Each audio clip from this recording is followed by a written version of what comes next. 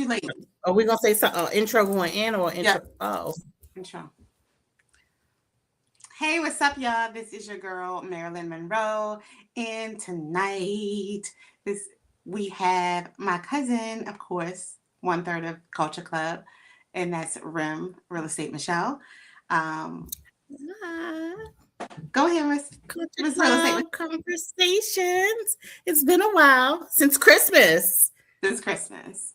This Christmas, yes. Yeah, so this is your first appearance back on the podcast of New Year. For 26. Yes, 26. So many of you may know or have heard our family, Rim and I family has suffered a loss, a recent experience of a loss. And in honor of our family and our ancestors, tonight's conversation is going to be dedicated to our ancestors, our family, our relatives, in the remembrance and to pay, of course, respect to our loved ones. So Absolutely. Rim? We can never forget our loved ones because we are them. We are our ancestors, right? We are. We are. So We're an extension of them. There you go. We are. Definitely. Some people say we're not our ancestors. I am. I am. I proudly take that. Thank you so much. As we should. So with that, I feel like we should do a moment of silence, and just to pay the respect and love for our ancestors.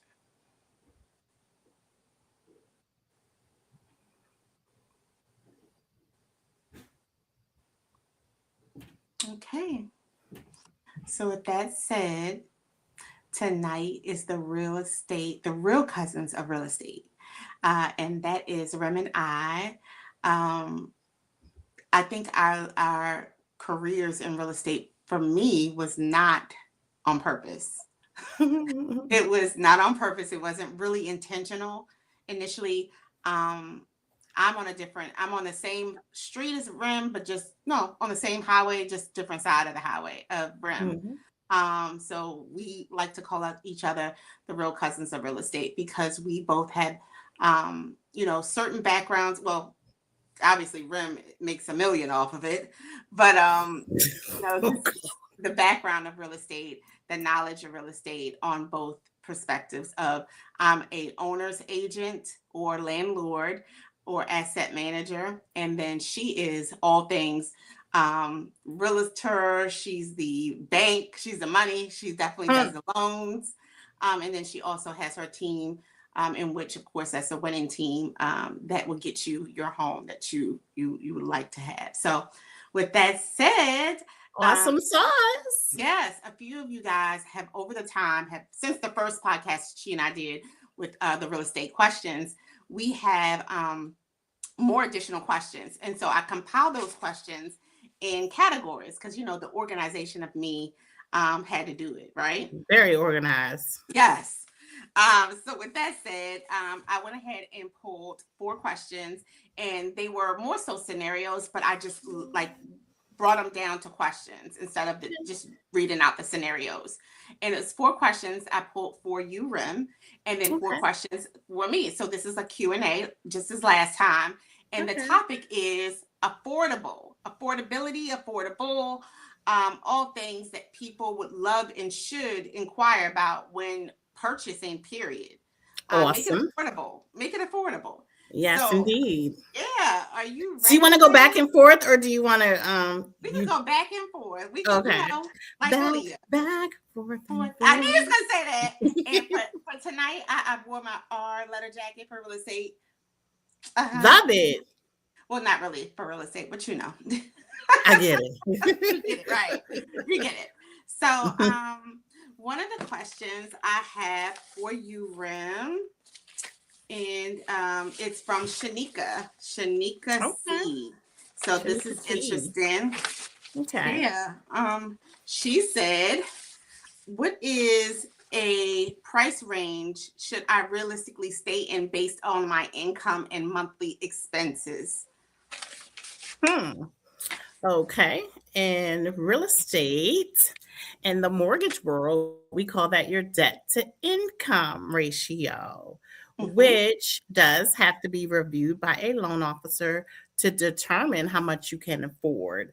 So it takes your monthly debts via your credit report and anything tied to Uncle Sam, such as taxes or child support or alimony. Mhm. Take your monthly payments versus your income, and then we figure out how much you can afford. Okay, so it's not cookie cutter. It really is a la carte to each person Mhm. because it's designed to look at your specific situation and figure out how much you actually can afford based on your situation. I like So, saying cookie cutter and a la carte. I like that can term analogy. I like you that. tell I'm hungry? I can. No. Yes. So that's how it works. So you definitely want to get with a loan officer. And if you are somewhere where I service, I would love to help you. Um, but yeah, have someone look at it. And sometimes we pay down debt, we pay off debt so that we can qualify for more if that makes sense. But sometimes people don't want more because I tell Yeah. people all the time that what you qualify for and what you actually want to pay might be two different things. So you Yeah. might be qualified for a $3,000 mortgage and you're like, I don't want to pay more than $2,500, right? So Right.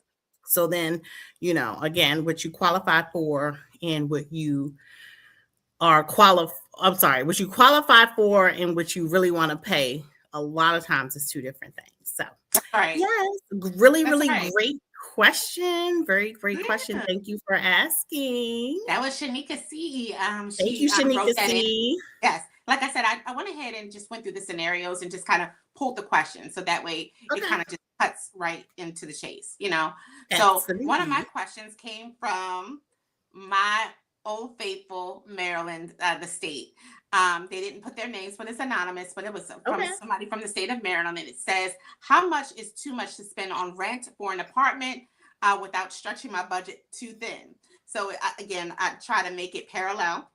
Yep. So, of course, just like Rem said, in a sense, it's pretty much the same thing. Sometimes you qualify for, or your income does allow you to pay more than what you want to pay or what you need to pay.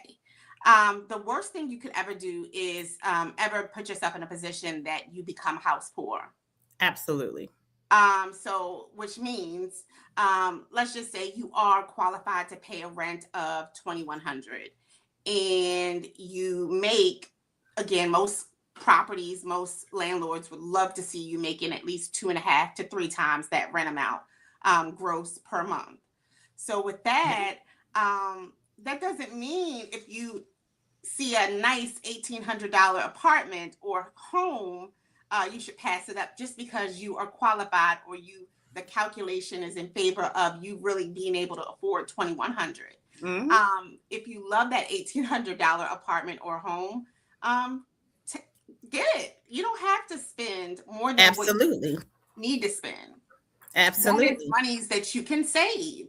Absolutely. So I always tell anyone that is renting that, if your goal eventually is to purchase a home, renting, at a higher dollar, when you're in your higher thousands, 2,000s, it kind of helps you, it grooms you to that mortgage. Mhm. So it's not always a It bad is a thing. very great grooming Yeah. system. Yeah. It's So, not always a bad thing mhm. to, of course, have a higher rent when your intention eventually is to, convert to a mortgage.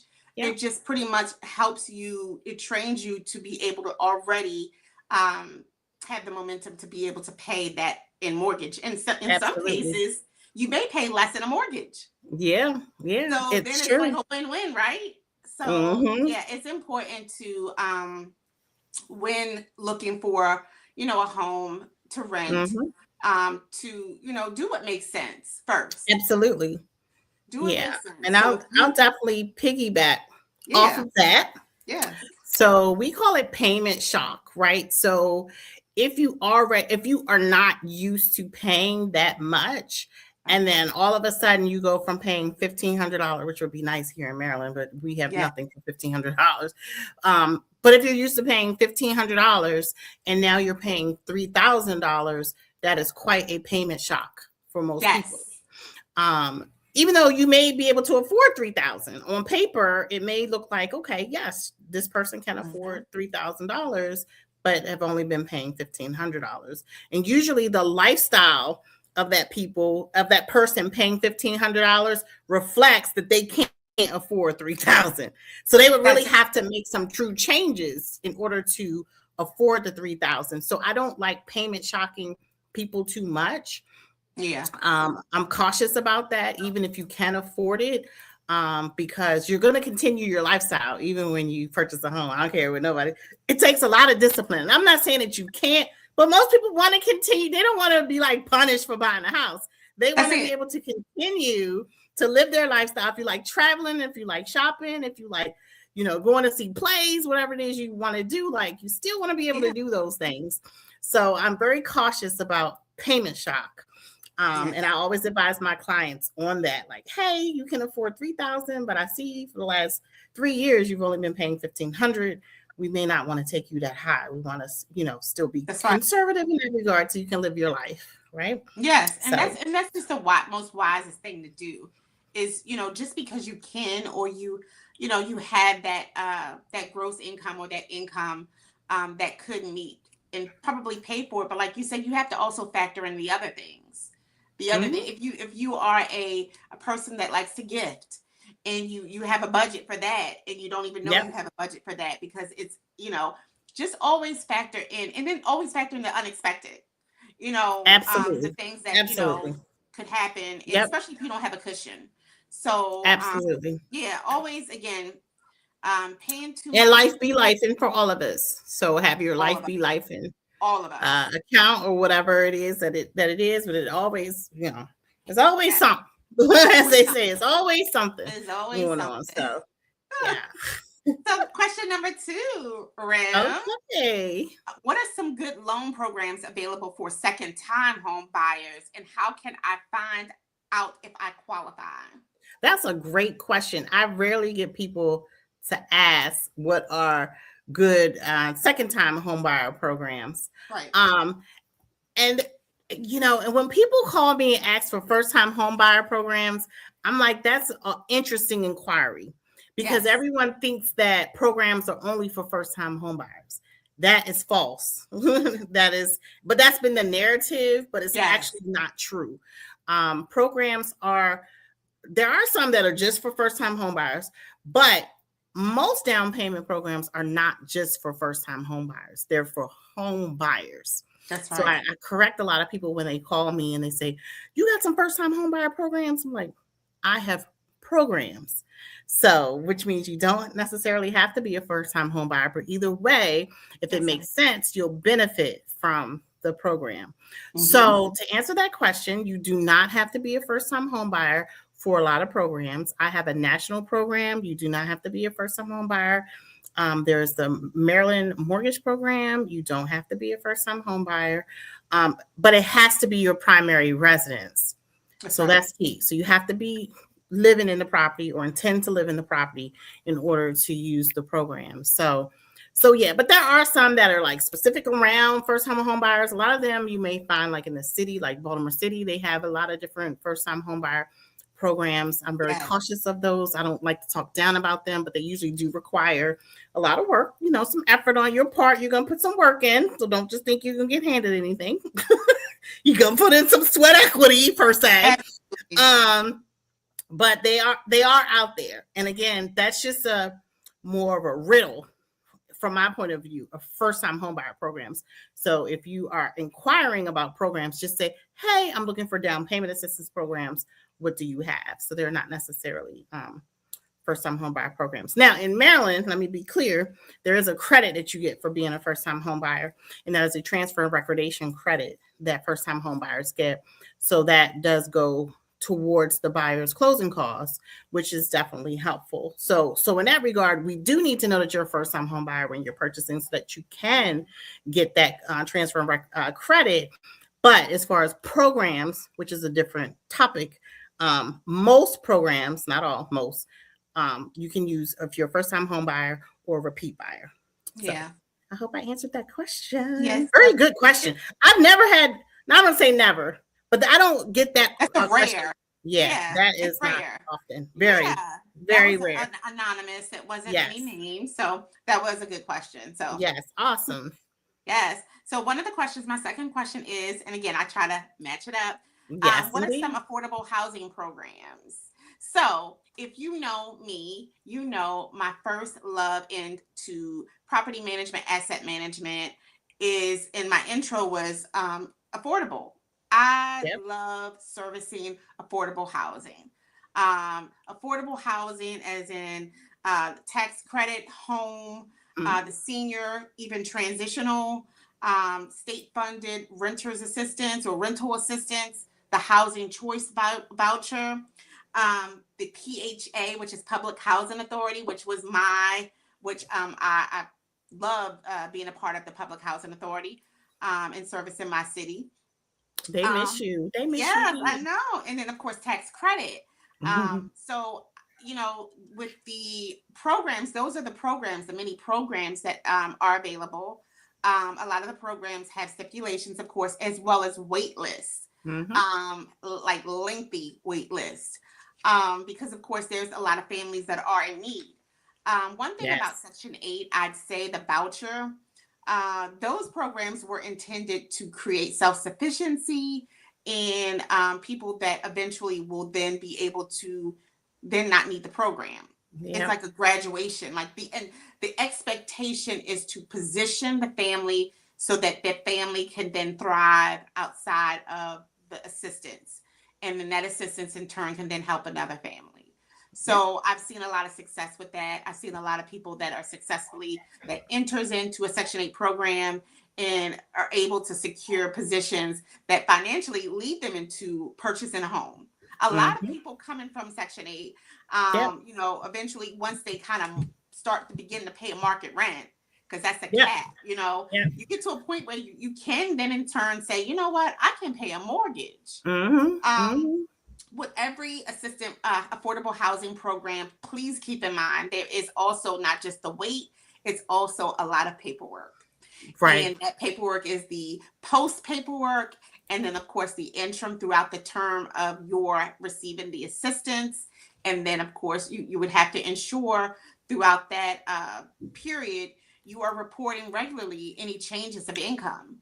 Mhm. Timely, regularly. You have to report that because, in turn, if you don't, guess what? You're going to owe the government. You're going to Yeah. owe I've housing. seen You're it going to owe the happen. government. Yes, I've seen it happen as well. So it's important to make certain that if in fact you go into affordable housing, you are prepared to feel like someone is invading your privacy. We're Mm. going to need to see bank statements. We're going to need to see possibly tax statements. We're going to need to see your driver's license to ensure that your license coincides with the housing that is provided for you by the government. Because sometimes people have different documents with different names, different addresses. Yep. It's everything must line up. And at some point, and believe it or not, people don't believe it. I was in with the Public Housing Authority for so long, and I was one of those that had to do this. We also ensure that the mail that is coming to your home is of those who are on the lease. So at some point we can tap in to confirm that because our mission is to serve those who are in need and those who are genuinely wanting to do right by the program. So affordable housing programs are again public housing authorities. You can actually live at a community with the PHA, the Section 8 voucher, a home property, a transitional property, elderly, senior property, tax credit, low income housing tax credit, and then, of course, any state funding, rental assistance, or housing choice voucher. So, those are the affordable programs that are local and statewide. So, that's something that you can look into. And you can even Google. I mean, it's 2026. You can Google it. In some cases, you can even ChatGPT. apply online. Yeah, So, yeah, absolutely. yeah. So, thank you for that question. Awesome question. Oh my God, I'm spilling Yes. water. Awesome question. Okay. You are you hungry for real? No, I was just kidding earlier. Thirsty, yeah. Hungry, no. Okay. Okay. Question number 3, Rim. Can I negotiate Okay. the price of a home that has been on the market for over 6 months? Repeat. I was Can about to I, speak Spanish. because I'm part Spanish. Repiten, por favor. um, can I negotiate the price of a home that has been on the market for over 6 months? That's a great question. Mhm. Normally, sure, you can negotiate anything that's on the market, but I see where this question is going. It's been on the market for quite a while, considering Mhm. 6 months in this market. In most markets in the United States is a long time. Right. So the answer would be certainly, you could certainly do it. And I would definitely have a good negotiating realtor to do that for you. Because some realtors, believe it or not, are scared to negotiate, which is the craziest thing ever because it's like, what are you here for, right? Someone Right. that's representing you is normally negotiating on your behalf and representing you in that Right. regard. So some realtors are scared to do that. So make sure you have a strong realtor. I don't know if you're in Maryland, but if you are, we'd love to help you. If not, you want to make sure that your realtor has a good success record. Because that would be the person negotiating on your behalf. Yeah. So, could you negotiate that? And it's been 6 months on the market? Absolutely. And depending on your situation, you may want to negotiate some closing costs versus price. Because sometimes closing costs makes more sense to get than to lower the price, depending, right? So, for example, let's say the price is lower by $10,000, right? Hypothetically. So, if you do the calculations on that, you're probably going to save between $30 to $40 monthly on your mortgage payment, right? Which I Mhm. mean, that's cool. That's probably some gas, um, you know. But Yeah. if you look at getting $10,000 in closing costs, right? That might be money you can keep in the bank That's or money right. that you don't even have, right? So now you have 10,000 from the seller, which sometimes makes a little bit more sense than taking it off the price. So it just really depends because a lot of people don't realize that taking money off of the price of a home, it has to be pretty significant for it to really make a true difference for 360 months, which is 30 years. That's So if right. you're talking about just $10,000 over 30 years, over 360 months, it's not a lot of money, No. right? So negotiating, if you're gonna lower it significantly, and what I mean by significantly is at least 10%.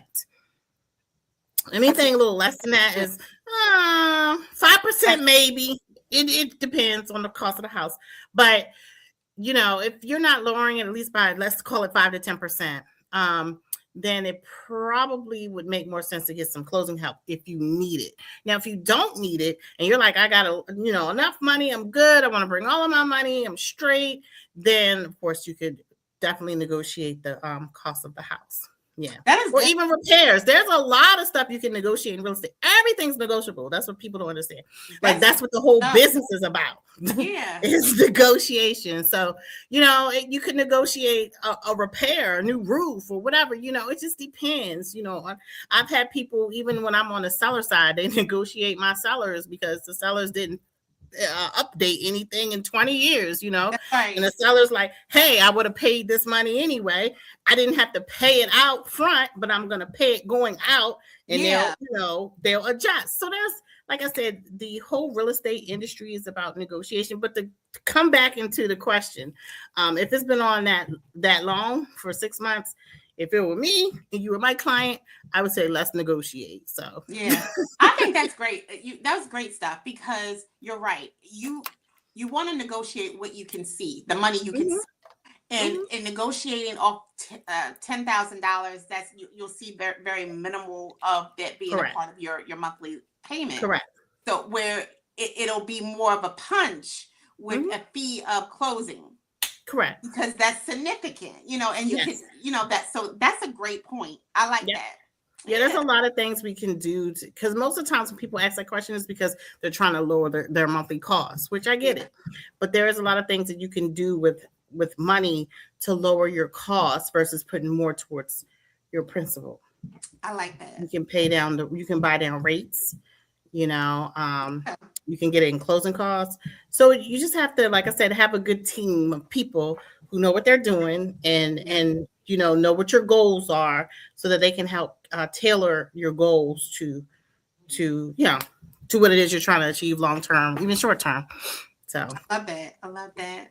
So my absolutely, I love that my question. Thank you. yeah, my third question is, are there any restrictions on rent increases for Section 8 tenants? So with Section 8 tenants, Section 8 typically is like the voucher, right? Those who have a voucher. A voucher is portable. You can port it.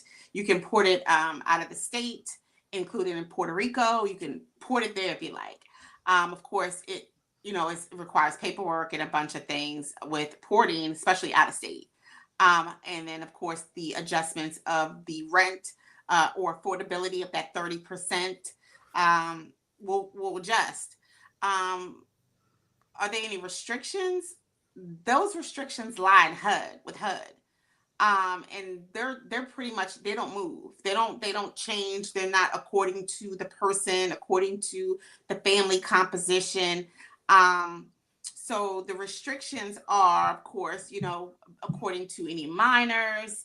If you have any minors, or if they're not, of course, attending college, if they are at least 17 or 18. And I graduated at 16, but you know, so yeah, the of course, Okay. if you're elderly, if you're disabled, so those are the only type of adjustments that the rent could adjust. But there are restrictions. Those restrictions lie within HUD, and I don't know those restrictions by heart. That's something you would look at your PHA has a ACOP. They call it an ACOP. That's like their Bible of things. You can either ask Yeah. your housing manager according to your family composition and your income, or just go onto the HUD website, HUD.gov, and kind of look at, get an idea of what those restrictions would be according to you. So it's really kind of not just, a blanket statement in a sense. Yeah. It is, but it's not, because Right. every family composition is different. And of course, everyone qualifies and everyone's income is different. So that's the best answer I could offer you. And that was to Tamia. Tamia, Thank you, yeah, Tamia. Tamia from DMV. So yes, thank you. Okay. hmm Um, number 4. Oh, that's my favorite number. I know it is. Say, And let's get it. let's go. Let's go. What payment options or programs are available to help cover down payments and closing costs when buying a home? So that's kind of answered it on the other question, but I'll go into it a little bit more Mhm. because closing costs was also included in there. So most programs, and I say most, cover down payment. They don't cover your costs. Okay. Um, so there's a difference, and a lot of people don't really realize that is that down payment is your skin in the game, right? Mhm. Costs are costs associated with purchasing a house. So it's really expenses, right? So there are a few programs that'll help you with both. But most of the time, it's not going to cover 100% of your costs. That's not going to happen. Will it cover? Most programs will cover your down payment, Mhm. but most programs won't cover all of your costs. So it may cover like a little bit. I've seen 1%, 1.5% um, towards closing costs, but I haven't really seen much more over that in Of programs. course. And ideally, especially in the state of Maryland or in the DMV period, in the DMV period, um, and it's probably pretty similar in other places. Probably a little less, to be honest. But Mhm. here in the DMV, closing costs are around 4% estimated, sometimes a little higher than that, of the purchase price. I usually use that number as a round number so that people can have a good expectation of what they'll need to bring to the table, Yeah. right? So if they're like, okay, I've pre-approved you for 400,000, And they're like, well, how much are my closing costs going to be without finding a house yet? We don't know that exact number. However, we can estimate that it's going to be around 4 to 5% of that purchase price. So 4 to 5% of 400,000 would be 16,000 to $20,000 in closing costs. So that's typical here in the DMV because everything here is expensive. Everything. So when you consider your taxes, your insurance, your transfer and recordation taxes, your title taxes, all those things that you'll need to pay normally is around in that price point. But I would say, save as much money as you can for closing costs. Or again, going back to our negotiation question, which was Yeah, a great question, is that, you may be able to negotiate some closing costs with the seller. You are I like. able to get on government loans such as FHA and BA, you're able to get up to 6% from a Yeah. seller, which is beautiful. In conventional loans, which are different from FHA and BA, they're Fannie and Freddie loans. Mm-hmm. You can get up to 3% closing help from a seller. So there are, different options, not just programs, right? Yeah. Programs are a great option, but there are different options that can help you achieve the same goal. So again, having a good realtor and loan officer, mainly loan officer, but both, because if you have to Yes. negotiate some closing help, you want to have a very good negotiating realtor. So have a good team in place that can help figure out the best options for your situation to reach your goal. Yeah. Yeah, I think pretty much like you said, the bottom line is really having the right people in the fight. it really is. It really is. I'm not Um, even and kidding. which again leads me to this next question for me, number 4 for me. Awesome. How can I determine if a community that accepts vouchers or that's an affordable community has a safe, well-maintained environment, and it isn't high in crime or run down, aka ghetto?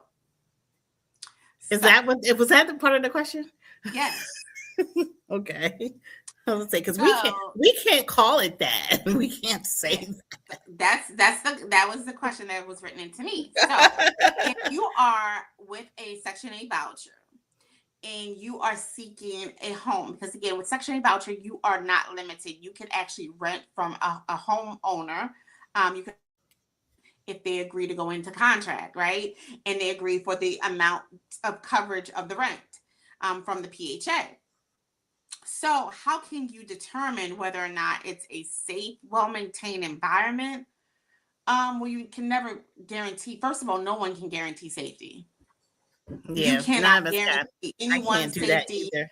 even if you lived next to the White House. You just can't. Hmm. There's no guarantee of safety. In Yeah, this unfortunately. fair housing market, we can't even um, just even have a response for that. We have to respond with Yeah. safety has no address, Yep. because we can't guarantee safety. So that's one. You can't you don't know if a community is safe or not.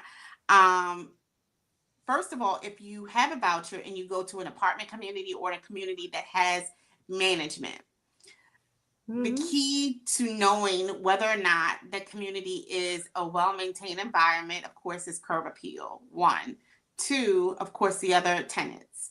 And I always say, if you are in affordable housing, it doesn't mean it's run down, it's hood.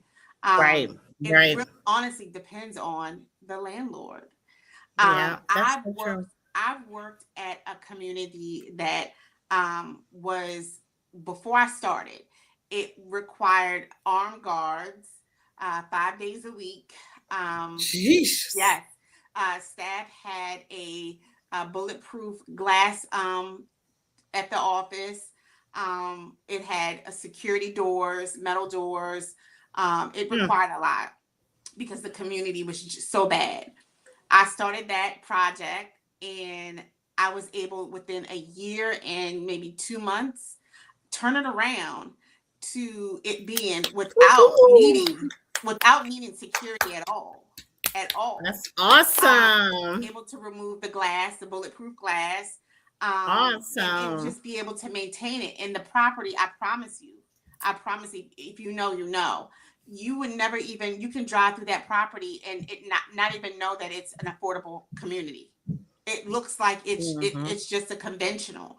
So Mhm. it really, if your voucher is being used at a property that has management, really it's best for you to know and see what all the manager and management team is doing to help Absolutely. and maintain the property. Absolutely. That is a big deal I'm because gonna piggyback off that real quick. yeah. So even in the buy market, if Hmm. you are buying specifically in a condo community, they have management companies that manage these Yep. communities.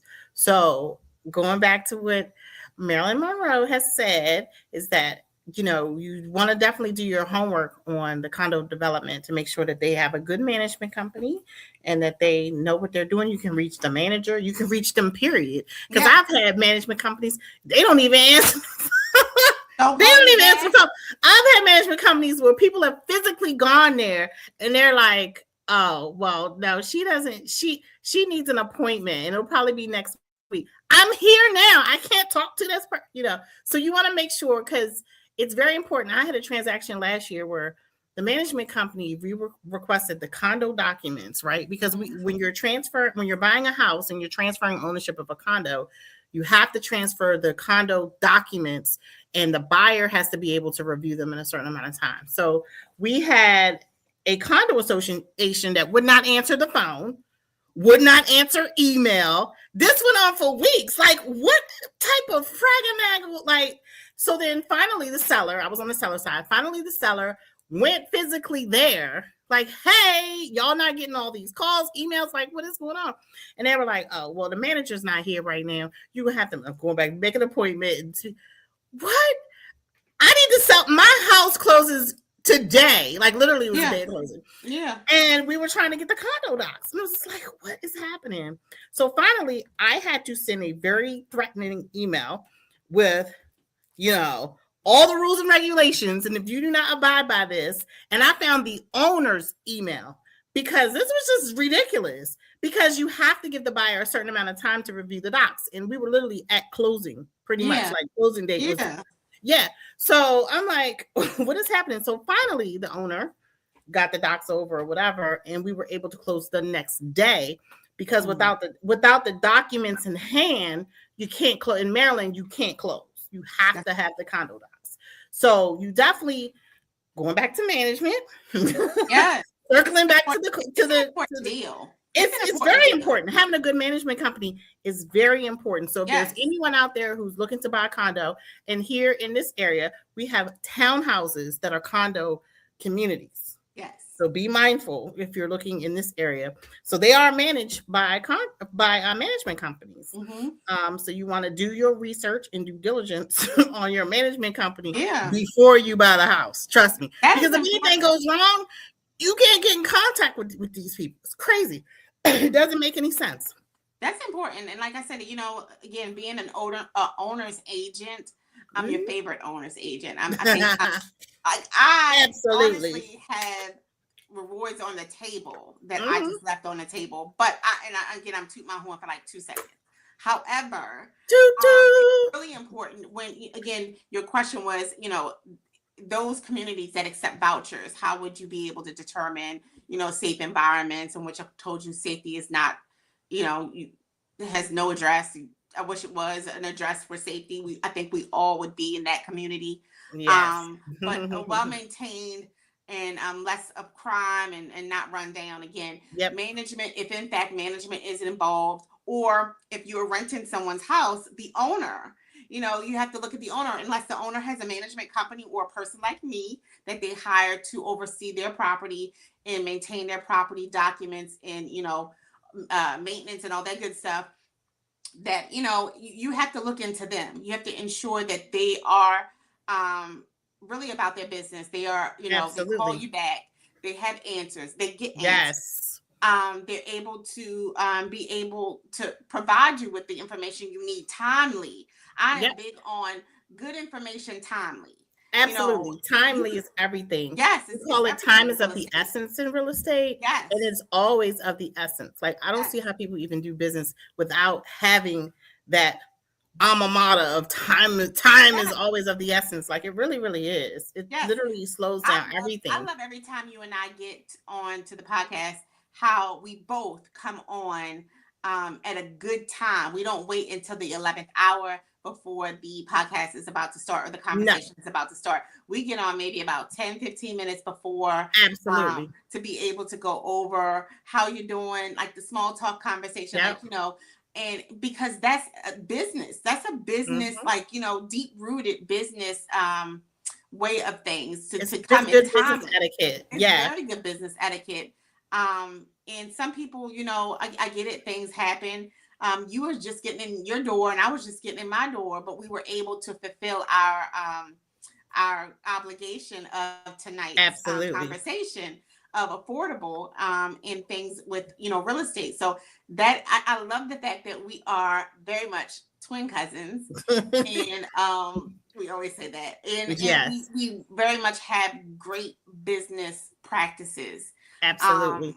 that we I guess we've learned over time, because I don't think we learned it from But you know, our you relatives. silly. I know you silly. But I think that when you have a level of respect in life, period, then you'll understand and respect people's time.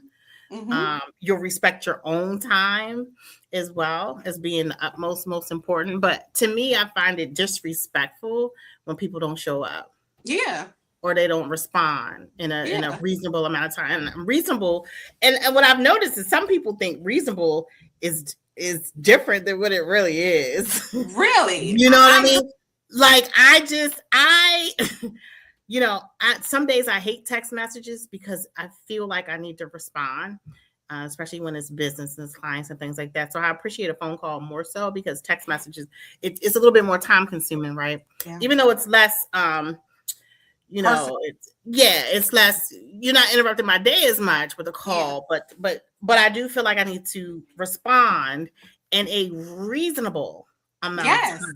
So if you text me today, unless you text me after hours, because I'm not gonna respond, I'm just being honest. You I've don't. not responded. But if you text me during the day and it's business hours, I'm gonna respond back to you within a reasonable amount of time. Yeah. Period. I think and like you said, it's respect. One, Yeah, two, also is a reflection of not just absolutely. how you are, regarding others, is how you are with you. you Yes. know um I have a problem, right? So my problem is, if I get a text message and or call, I feel like instantly, Yeah. as soon as I can, I gotta return it, because Yeah. I don't like pile up. I don't Yeah. like Me pile up either. nothing. I hate it. I I hate it with a like, passion. I can't stand when someone, and this is outside of this. I can't stand when someone says, "Oh, I need to clean my house this weekend." What you mean you need to clean your house this weekend? Why is it gonna take you all weekend to clean your house, ma'am? Why aren't you doing things throughout the week to make it not Yes. as bad for a day for you to clean your house? Why you have to take I a whole agree. day to clean your house? I I say that agree. to say the same with like phone calls and other duties as a business or professional. You have to Yes. do. I always say I try to touch everything in one day, because I do increments, so that at the end of the Yep. week I don't have to do all. It's not a bunch of Exactly. stuff I have to do. Um, Exactly. and so that's how I work. That's how I operate. And I find it not just respectful for others, it's respectful for Hmm. me, because it's Yeah. less wear and tear on me. It's less, Absolutely. headache for me. And it's also a part of my integrity as a professional, Absolutely. so, I agree. even outside of being a professional, as a Even person. outside of being a professional, even to me, friendships and family should be treated the same way, right? I know we're a Agree. little off topic, so y'all hang in there with us a little bit, okay? No, We appreciate agreed. y'all coming in and just listening to us and gaining information and knowledge. We love to share, but yeah, just I agree. a reasonable amount of time, even for friendships and family. And honestly, I kind of demote people that that don't think that I'm important enough to respond to me in a reasonable amount of time. I seriously do, because I Yeah. feel like I can make space for people that Mhm. do. So, okay, let's talk about the response. I think we're pretty Yep. much doing the the part of the Q&A for certain. We're done with the Q&A. But let's talk about the response. We're just talking about business practices and how it kind of goes into personal, like who you are personally. Um, responding to me does not. I don't find when I text you or if I say something, a thumbs up or a heart. I don't find it as necessarily a response, especially if you don't follow up with that within 24 hours. Like you can That's do not a a thumbs up as response. a quick like, yeah, I got you. But then if I don't talk to you for like 6 months, Yeah, it's not a response. It's to no. me, it's an end cap. So in other words, if we're signing off of our conversation, let's do a thumbs up, a heart, Yeah, a hug, or whatever. So it's more appropriate for an end cap, not for actual answer. right. See, the Or end cap respond, comes a after permanent the response. answer, but Yeah, not for that's not a response. yeah, So I you're agree. ending a conversation that never really got started. I ask you a question, you send It's me not a even a heart. Like, conversation, correct. really, because Yeah. conversation requires back, forth, and forth. Forth and And you forth. just get a Yep. thumbs up, and I'm just left talking. Yeah, it ends the conversation. So And if somebody asks you a yes or no question, then you can respond with a yeah, thumbs up or heart, or that's yeah, appropriate, right? But when someone is really talking to you, I don't think that just a heart or a thumbs up is appropriate. I don't think so. No. So No. one of the Anyways, tips, we just want to raise the bar for everyone. raise the bar on Raise the professionalism. bar a little bit. Yeah, and what healthy and professionals would healthy relationships in professional settings look like. Yep. And that's what it does. It looks like more than just shooting off someone as if you don't want to be bothered. Yeah. That's not cool. But I pull out tricks and games and things like that. So this is one of the things I pulled. This is 2026 cheapest states to live in. So I pulled up the top 10. So Yep. do you want to take a guess on what number one? Well, let's start from 10. Let's start from the bottom. I'm gonna try to guess let's do this. I'm gonna try to guess the 10, and then you tell me how many I got right. That's too much, but go ahead. Okay. I'm Okay. gonna try. Okay. Go ahead.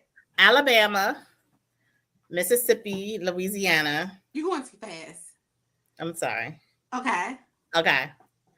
North Dakota, South Dakota. I don't see your fingers. Where are they? I'm moving them. I'm gonna show you at the end. Okay. Okay, cool. Let me think. Count your 10. Don't try to do 12. Because you always How many am I at so far? I lost track. I think like 5.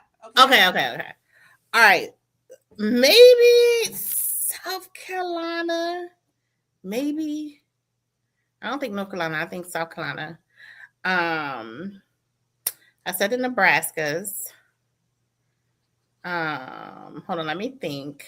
Alabama. Hold on, wait a minute. I said Mississippi, right? You did. Okay, all right. Hold on, let me just. You got like 4 left, so don't try to. I know. Hold on, just give me a second. Don't you pull out nothing. No.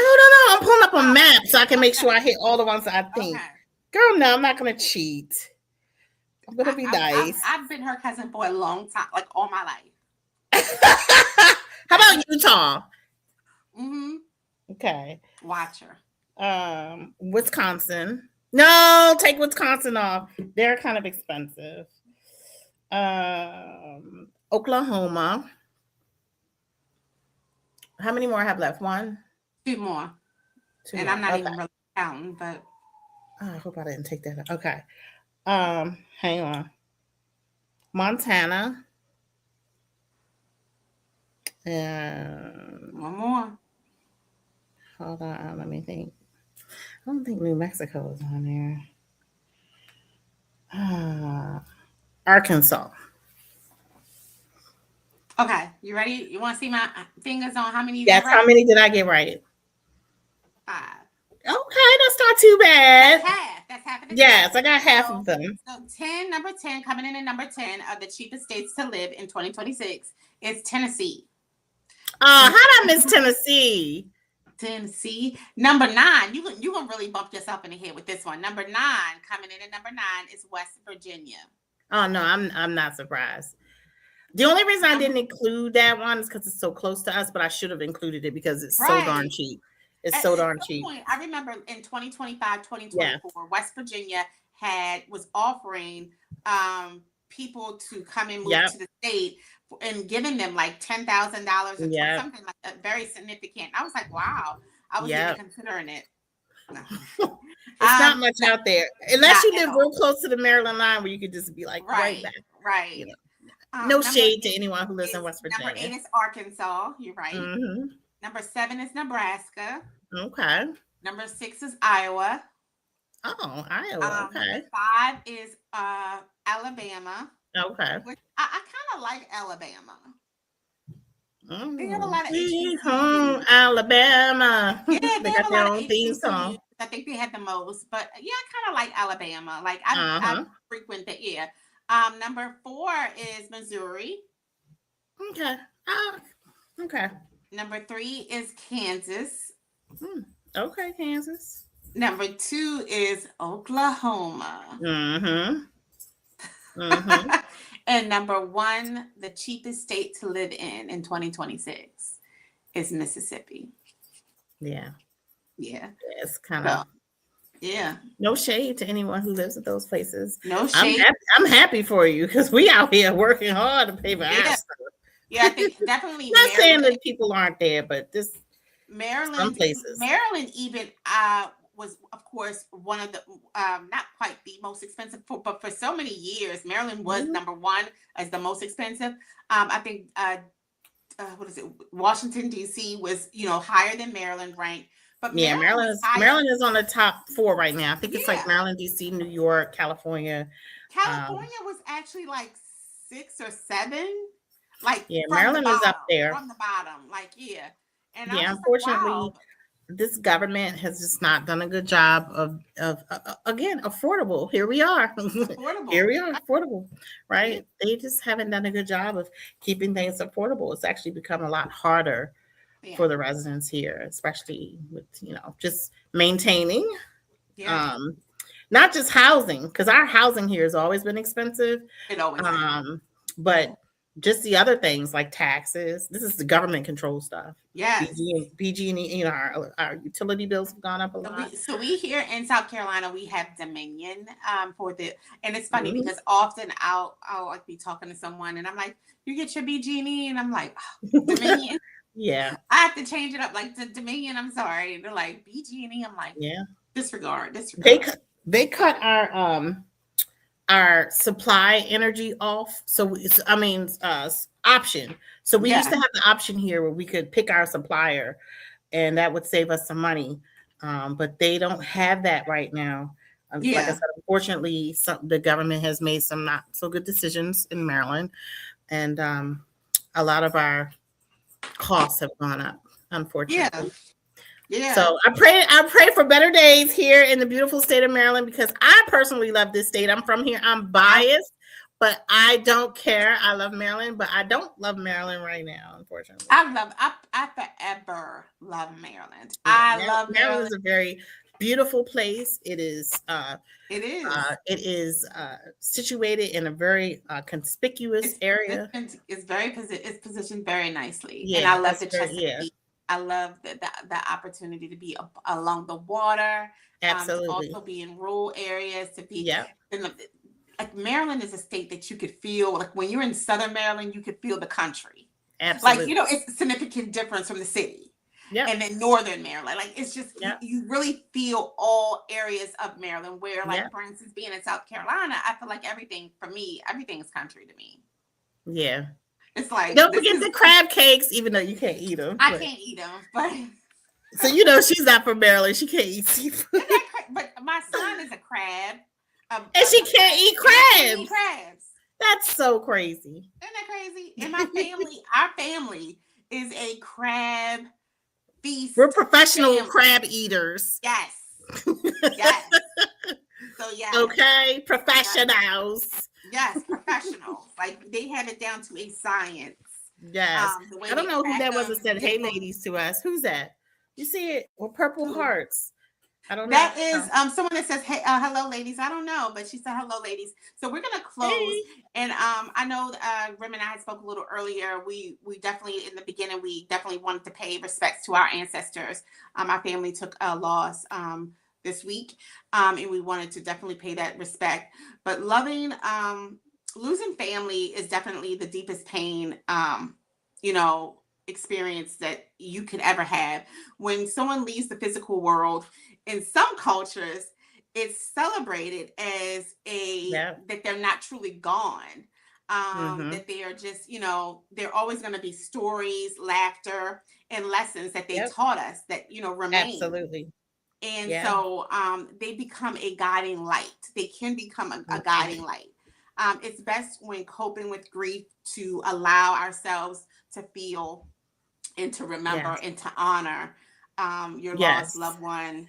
Honor your And lost loved one, and you can actually honor your grief too. You yes, are allowed to grieve. You don't have to feel guilty about grieving. Now, me and Marilyn Monroe were talking earlier this week that grief is not a badge of honor, though. So let's no, be clear. We honor those who have gone on. We honor their life. We honor their legacy, but we don't stop living mm, because we're grieving. Grieving actually becomes a part of us, and we learn how to cope and how to in mhm, good grieving mechanisms so that it's not consuming us, so yeah, that we can't live on, because we know that our loved one or loved ones will want us to continue living on and being the best that we can be.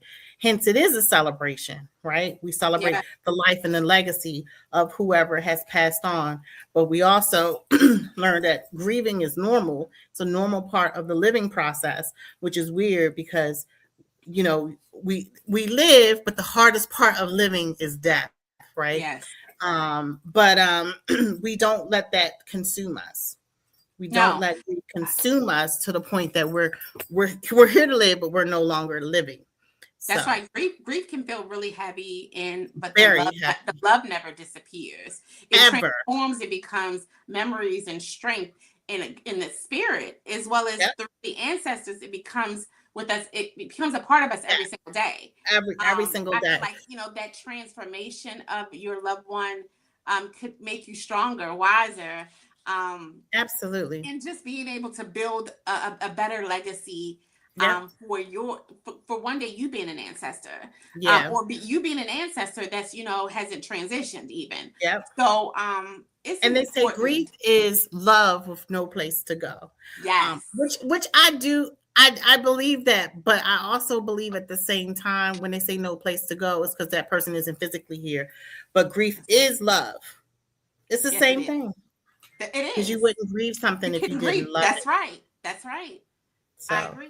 yeah. I agree. Mhm. It's so important to know. Of course, we know that grief doesn't have a schedule. It'll hit you, at any time, anywhere. Yep. Um, it could be the way the wind blows, and Yep. you just feel It it. could be a And scent, actually, let's be anything. clear. Let's be clear. I've heard this, and I was actually told this before. Mhm. I've heard that it's harder to grieve someone that is alive Oh, absolutely. than it is to grieve someone that has passed on. Because we Um, can accept that well, it's hard to accept, but we eventually have to accept that mhm, that person is gone. So there's really nothing that you can do but grieve, right? But when a person is still alive, you want to change the situation, or you want to change that person, or whatever it is. Like, you still yeah, feel like there could be a chance, but when you hit that wall of grief because there's no chance, or that person is giving you that wall or whatever it is, then you have to grieve. yeah, You have to yeah. accept it at that I've point been told and that, and grieve. so yeah, grief definitely has different looks for different Yeah. everyone. And we are definitely not you know denying that. No, at all. We want to be able to be, you know, shoulders to be a part of those who need us, because we know Absolutely. that it could be hard. And the one thing about grief is not bias. We all have to go experience it. We may all not, experience at some some people point. may not experience grief and has lost several people and they just don't grieve. Yep. But at one point in our life, or two or three, we all will have to endure that. Yep. Everyone. It definitely doesn't downplay the time of when. Yep. So yeah. Well, good stuff. Yes. With We that all happy said, over here. Let's everybody shake it off. Just shake. Just shake. it's mighty nice.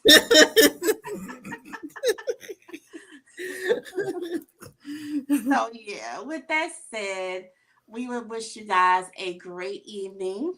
Thanks for joining us. And if you held it this long for 1 hour, we appreciate that. Thank you so much. Hopefully you gained something. Yeah, the real cousins of real estate. So whatever topic you guys are ready for us to do next, please go ahead and send us an email to cultureklubpodcast@gmail.com. You can send us your scenario questions and or your questions regarding anything in real estate, whether it's the purchasing, buying process, or the renting, or being how to be a better landlord. I will be absolutely that. Yeah. So with that said, I love you, cousin, and you have a good night. Thank you, Culture. Thank you, Culture. Thank you. Y'all have a good night. Thanks for joining. Ta-ta. Ta-ta.